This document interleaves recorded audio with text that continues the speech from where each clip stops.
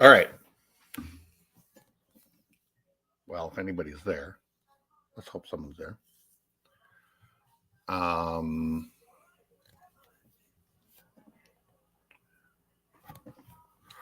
Let's try to.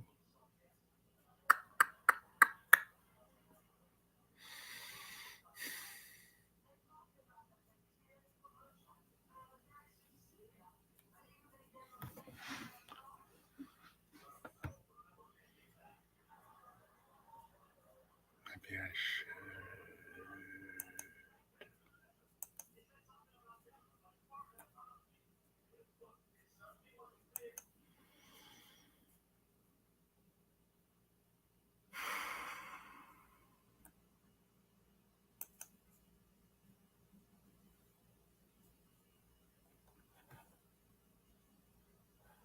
All right, got one. Okay, one's good enough for me. All right, so I am fairly certain that there was an issue with the intro that I put up, and I think that's what caused this, because there was an issue before. Hello, Devin. Good evening to you. RC Nation, saw you, Enrico. Loved the AWA as a kid. Excited to check this out. Thank you, RC Nation. If you are on the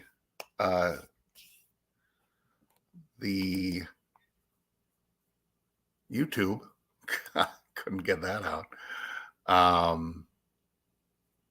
Feel free, if you want, to send a super chat. That always helps the channel. And if you can't, that's fine too.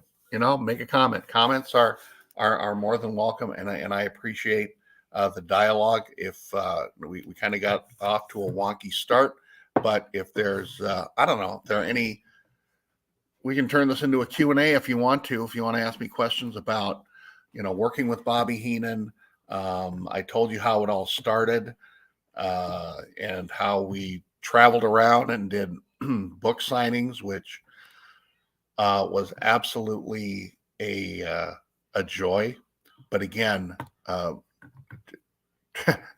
I remember his wife told me as much, as that bringing Bobby along anywhere is like taking a toddler somewhere. He is he's extremely mischievous, and he just likes to mess with people. And not in a mean or malicious way. This is just what he does. But yeah, so he's that's who he is. And I miss him to this day. His lovely wife Cindy passed away about a year ago, and so that was devastating as well. But let's not talk about the sad things at all again. So let me see if I can get at least get us back to the man of the hour, Bobby Heenan. That is the thing that got me all hung up. Okay. Unless people have questions, making it easier.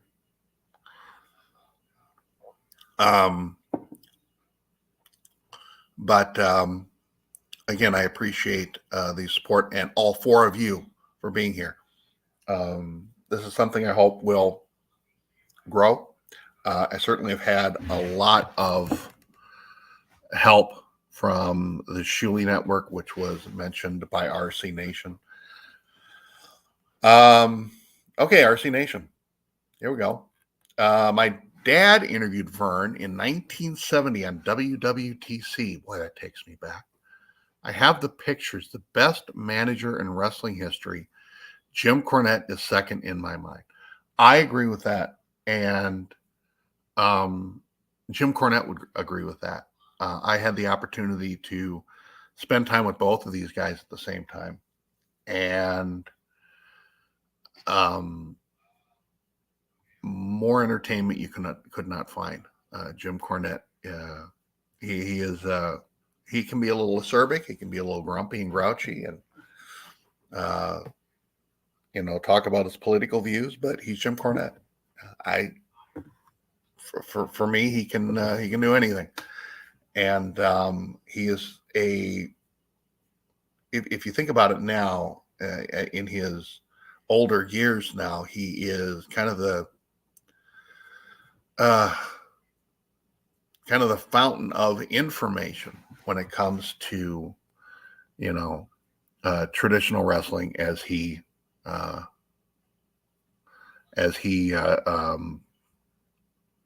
continues to promote. Yes, Bobby 1, Cornette 2. Devin Cutmore, you could not be more right. And even with Paul Heyman, who is going into the WWE Hall of Fame this weekend, and good for him, and certainly well deserved. But Paul, um, the reason he calls himself, he doesn't refer to himself as a manager. He refers to himself as an advocate. And part of that, from what I understand, is out of respect to Bobby Heenan. I don't know about, he and Cornette have had their little issues and everything, but Heyman will not consider himself a manager. He considers himself an advocate and leaves the lofty title to Bobby Heenan. RC Nation again. Till I was an adult, I never knew Bobby was a wrestler in his early days. Bobby was so athletic. I still love Greg putting the Weasel suit on him. One of my highlights of my childhood, upstairs I have, and it didn't come out that long ago. I want to say it was in the past year or two, was an action figure from Mattel of Bobby in the Weasel suit. And I think I ended up buying 2 of those. And just couldn't resist that. Yeah, Bobby actually, and in the footage I was playing, he does talk about how he broke in, and he really wasn't trained so much. He just had this this natural ability to bump around the ring and just get over that way. He had a lot of natural talent as a very, very young man. I mean, he was in his teens when he was working with Dick the Bruiser, and their relationship and the issues there are well documented. And I don't want to get into that, but there was parting of the ways, and that's how that happened. But yeah, I mean, Bobby was just a heat magnet in the AWA, and those Weasel suit matches, especially when Greg would put the good old Gagne sleeper on Bobby, and then he'd wake up, and then he'd be all fuzzy, and he'd look around, and pretty much every time he would kind of spin around trying to catch his tail. Chris Champion, thanks for joining us. Shawn Michaels took some of his thinks Shawn Michaels took some of his selling from Heenan. Notice similarities when watching matches. That's entirely possible. It's entirely possible, because Bobby had this way of this begging off, and I would say Bobby was probably more cowardly in his persona, and Shawn, and maybe to an extent Shawn Michaels too. But yeah, I mean, there are a few things original or cutting edge in professional wrestling nowadays. It happens every once in a while, but it's always going to be kind of a throwback to what this wrestler did, what that wrestler did, that kind of thing. I mean, look at the evil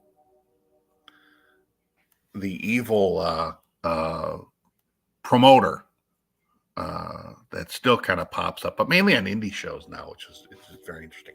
11 people. Wow, this is great.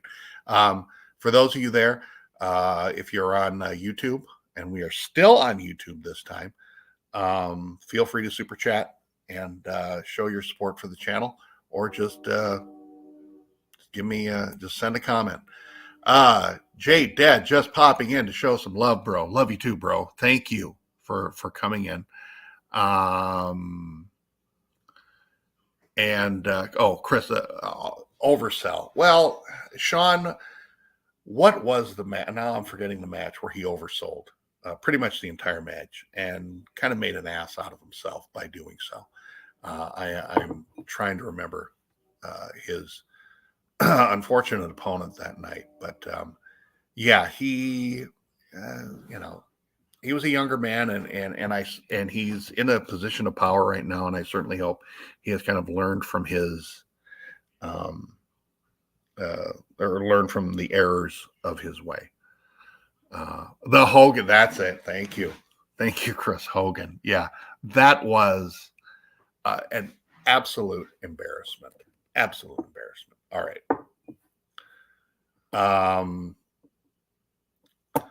So where was I about any more questions about Bobby or wrestling overall? I have, been kind of a tangential part of this. In 1990, I had the opportunity to draw cartoons with Pro Wrestling Illustrated. That turned into a writing job that I had for a very long time. Wrote a lot of high profile annual type of issues for Pro Wrestling Illustrated, and it was a whole lot of fun. And then World of Wrestling magazine came on the scene, and if you blinked, you'd probably miss it. But they were poaching talent. They poached me, which I didn't complain about because they were paying quite well. Unfortunately, it wasn't a gig that lasted all that long, but it was still a whole lot of fun. RC Nation. I heard Bobby would play tricks while traveling, like saying he needs a wheelchair to get in first class and so on. Always doing a work, funny stuff. Yes, as someone who has traveled with him, yes. He had his ways of entertaining himself and entertaining others who were, maybe a part of the gag. But yeah, he was he's quite fun to travel with. I mean, sometimes there were times I'd be, walking alongside of him, and I'd look and he wasn't there, and he was talking to a perfect stranger. And yeah, it was he was quite mischievous, but not in a bad way. He just liked to, I guess, test people, see what he could get away with, that kind of thing. So yeah.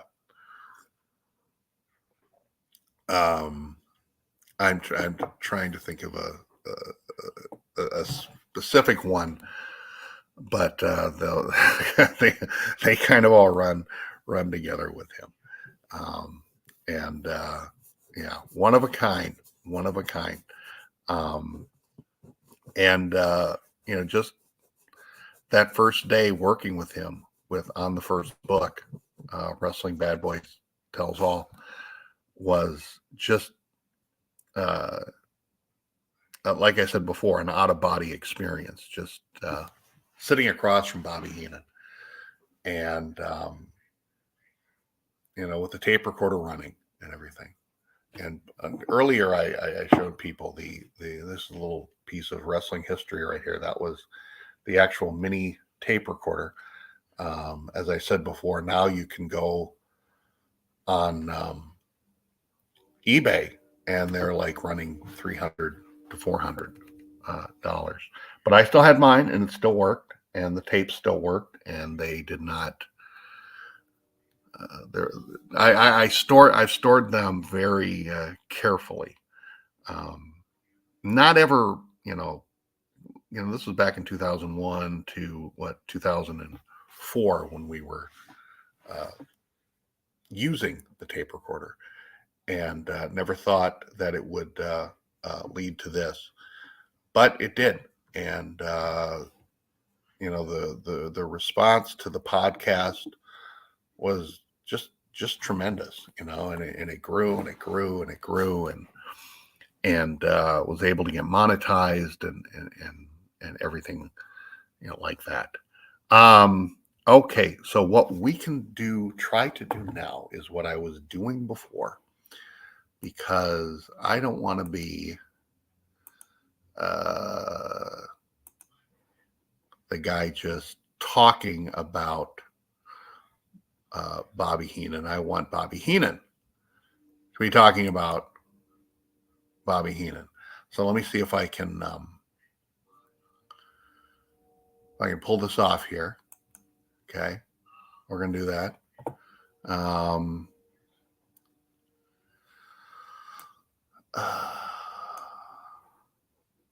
I want to get to what I was doing before, where I have two episodes that have aired in the past that talk about literally Bobby's first exposure to the wrestling industry. Hang on one second.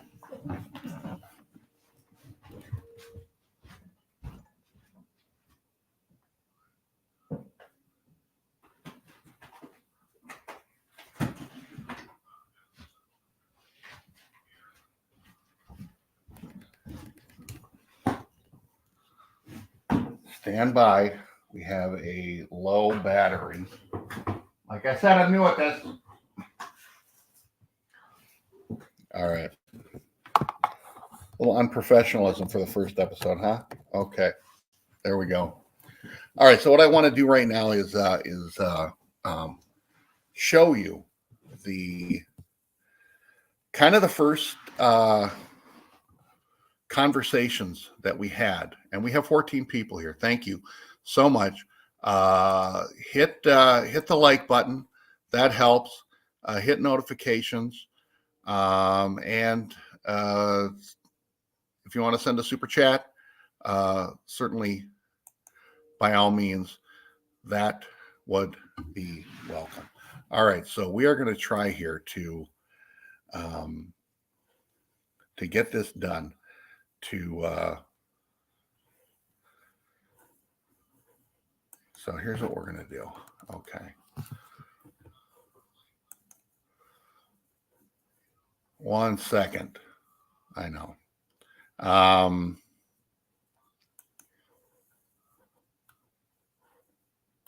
Yikes, that's me. I just saw me. Okay.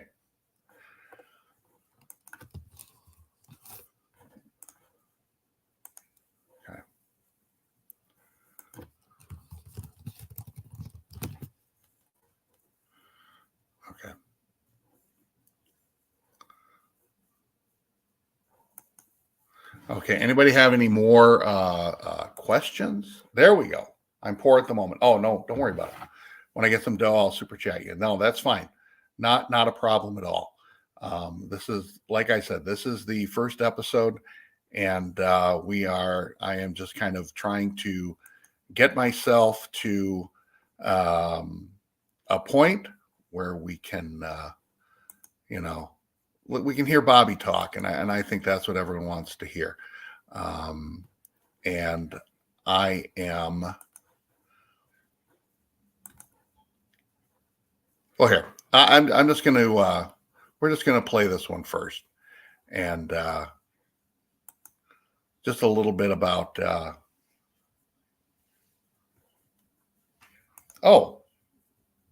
Another. Be kind. Rewind. Let's rewind. Any desire to do a guest spot on other nostalgia podcasts? Be kind, of course. Yes. Reach out to me through my Gmail account or through YouTube, or probably best to use X, aka Twitter. I don't know how the kids are doing this, but yeah. Devin, Trudeau, same here. Trudeau picked our pockets. Okay, not a problem at all, my friend. Not an issue at all. Again, this is something very new to me that I'm getting accustomed to. So you all are kind of experiencing this with me, and that I think I appreciate more than super chats. I'm not all that concerned with that right now. So that's not. Don't worry about it. Don't worry about it. We're as I've referred to this, we're a collective here. Okay. So here's what I'm going to do. We're going to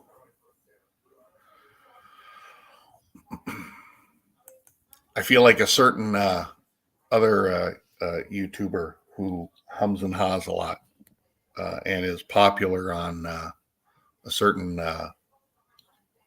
network run by a fellow bald-headed individual by the name of Shuli. But yeah, so all right, let's hope that this, no, that's not what I want. There we go. Okay, we're going to share this. And so I want y'all to, okay. Now, I'm going to spare you this obnoxious intro, which I stopped using due to some various complaints. So we're just going to go with part 2 right now. And here we go. Well, the Weasel caught his beagle in the tree. One more of that. I'm standing with a masked guy, one masked guy, and 2 masks and a mannequin. I'm on my lunch hour. So what in the hell am I getting into? So he said, 6 o'clock, be at Holiday Inn on Highway 31. We're going to Louisville that night. In those days, you met someplace. Everybody would jump in a car and ride together, and they paid 2 cents a mile transportation to the guy that drove. So I get there at 6 o'clock. I went home and told my mother how excited I was. I packed a bag, and I didn't know what to bring even. So I put the shower shoes in it. I had a soap dish. I had a towel. I had a shirt. I didn't know even what to have. So as we're driving I met Dick the Bruiser and Wilbur Snyder at the Holiday Inn. And Guy Mitchell and I got in the car, and we're driving to Louisville. And Bruiser in the front, him and Snyder are talking, and they're talking in this language I didn't understand, which was Carney. But I didn't know about it, and they're talking about this and that. And I don't know. I'm in a car with these guys. I'm counting cows. I'm 20 years old now. I'm driving to Louisville, Kentucky. I don't know for what. Don't know what I'm going to do. I know I'm going to manage them, but I'm not sure what I'm supposed to do. But I've been around and seen my managers do, but I didn't know what they wanted me to do. So as we get there, the way they broke me in is Bruiser took this mask and he threw it to me in the back seat. He said, put this on. He says, we don't hurt each other. He said, we make it look like we do. And if you tell anybody what's going on, I'll break both your legs and your arms and your back. And when you get better, we'll break them. I said, okay, fine. So I get in the dressing room. I got the mask on. All these guys are coming by. I'm introducing myself. I know they don't know who I am because they used to see me carrying jackets a week ago. Now I'm in the dressing room sitting there naked with them with a mask on. So we went to the ring, had a match with Moose Cholak and Wilbur Snyder. Moose was a big man, about 350 pounds. Wore a lumberjack shirt, Levi's, engineer boots, sleeves cut out of the shirt, about 350, 375, about 6'5". When he was the most dangerous human being, he would hurt you during instructions. He would just move his hand and slap you in the mouth, just clumsy. And when he first started, Vince McMahon Sr. gave him this moose idea. Well, he had a moose head made, a huge moose head named Alexander. And inside the moose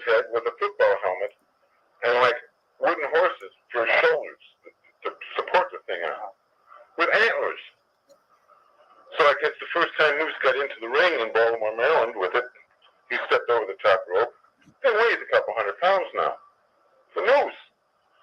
And he stands in the middle of the ring and he folds his arms across his chest. And he looks at his opponent. And as he does that, he loses his balance.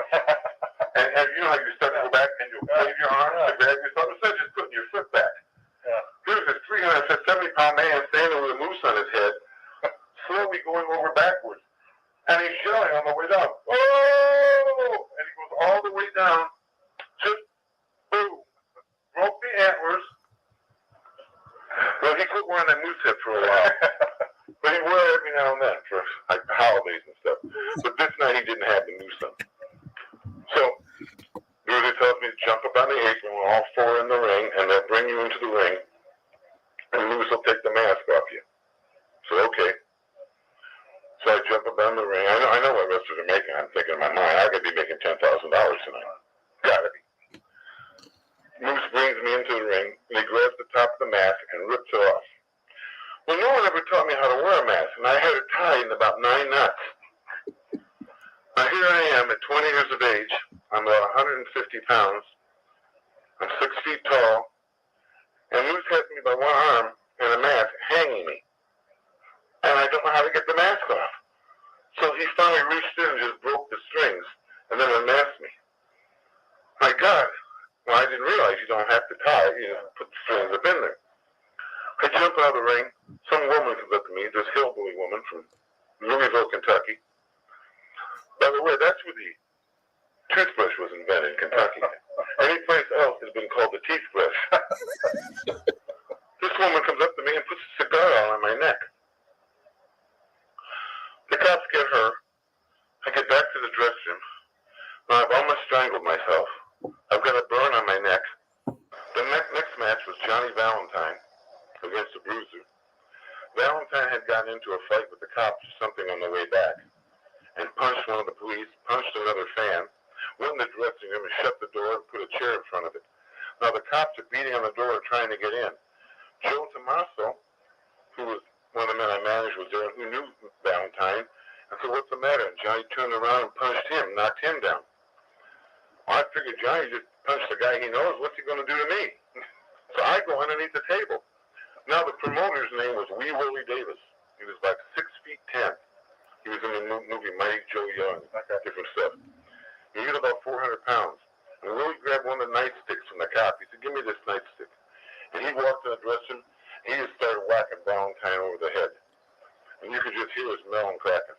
And finally Johnny just went down. Bang, they handcuffed him. They took him out of there. I'm under the table, naked, with a towel. I get up, I get dressed, I get back in the car. We're driving across this bridge from Louisville back into Indiana, and there's a truck wreck. And there's a man outside the truck laying on the highway on fire. And you can hear him as we pull up. Maybe half a mile away. "Oh God, God help me," he's screaming. So as traffic moves around, he was in the other lane, going the opposite direction. We could go by and see this horrible tragedy. We get home about 2 o'clock in the morning. Bruiser hands me $5 for the night. Now I'm thinking to myself, I've got to get up now at 7 in the morning to go to work. I've just been to Louisville, Kentucky, and managed some people I don't really manage. I was almost hung. I was almost beat to death by a man with a nightstick. I was almost beaten up by Johnny Valentine. I saw this horrendous accident where a man was alive and on fire for $5. And all I could think of is, this is for me. When can I go do this again? And that's how I started. That was my first day in the business. I told her, I said, "You beat Nick one more time, you get to keep him."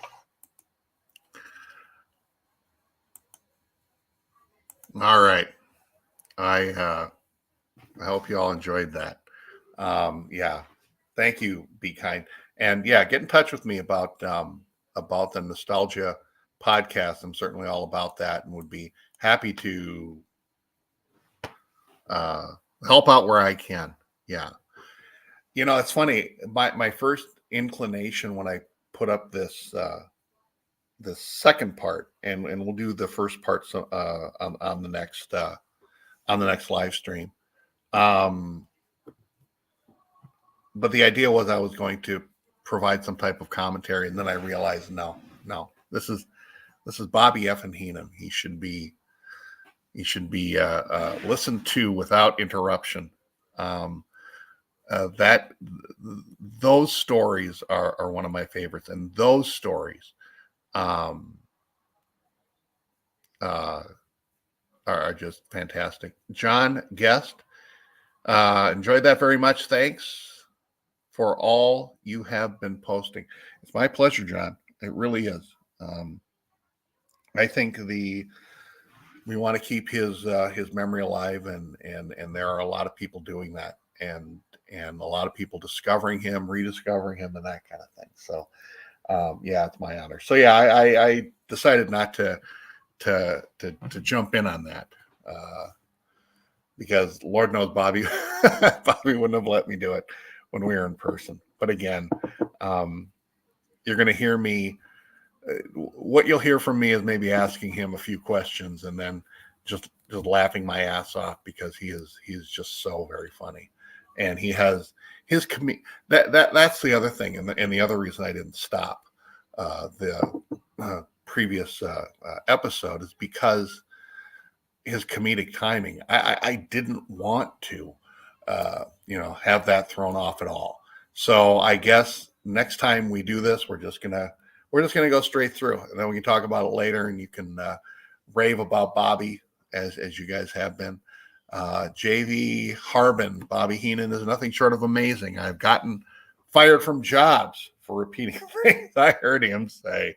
Well, I can't think of a better way to find yourself a new job. Okay, so we are coming up on the 10 o'clock hour, at least here in the great state of Minnesota, where Bobby Heenan really kind of cemented his legacy. Certainly, Indianapolis, Minneapolis, obviously the WWF. That was a loss, and I've covered that in the podcast as well. The circumstances surrounding that, and really Bobby's. I don't think he wanted to leave. He just, in wrestling, like many say, if and Bobby has said it too. If you're in this for anything more than money, you're a fool, and that is true. I mean, it's not. There's obviously the passion of it, and wanting to do it and everything, but in the end, you want to make money for your family. Partly because back then there was so much away time, especially with the WWF at the time when people were working constantly to the detriment, and some marriages fell apart because of it, and some relationships with children were affected. So, that's just how this industry was. Not so much like that anymore. I think it's a lot better. I think people have more family time and that. So yeah. So on that note, to the 16 and whoever else composed that number, I'm sure there are people who dropped off, dropped on, and that kind of thing. Thank you so much. You've made this a lot easier. Jokerfish, you're not entirely wrong. I'll just say that. Not entirely wrong. And he had the super fun show. If you're referring to the Bobby Heenan show, we will be doing that in many in not in many ways, but we will be covering the Bobby Heenan show, which was the stuff of legend. It should have its own. I believe it's on WWE Network, but it should have its own premium 4K Blu-ray release. But that's my bias. But But Jokerfish, thank you for your comments. RC Nation, yeah, Vern was short-sighted and stubborn, and it proved to be his downfall. He just didn't want to adapt, and then when he tried, it was unfortunately too little, too late. And as someone who grew up again on a steady diet of the AWA wrestling, yes, it was it just became an inevitability after a while. Even the most diehard AWA fans knew that that it was going to come to an end, and unfortunately, it did. And nobody celebrated it, at least in the state of Minnesota. So, on that note, I am going to wrap this up. We will be doing this. I will announce the next live stream sometime tomorrow morning. Again, thank you. Hey, look at that. We hit 17. How about that? For the first live podcast, 17, I'll take it. So to you all, thank you again and again and again and again. This was my first time. I was nervous. Things didn't go quite that well. We got pulled off of YouTube for whatever reason. I know the reason. RC Nation, I welcome you back, and I'm actually in Shakopee, so not very far from Minneapolis. So do you and yours. Regardless of what time zone you're in, go to bed, get some sleep. It's very important. Trust me. You're talking to a guy with massive sleep apnea. So yeah, get some rest, would you? Okay. JV, love from Mobile, Alabama. Thank you, brother. And yeah, okay, guys. This is a long, clunky goodbye. This is a Minnesota goodbye, which lasts at least 15 minutes, but I will cut it short. Thank you, and we'll see you on the next Weasel Tales live stream. Thank you.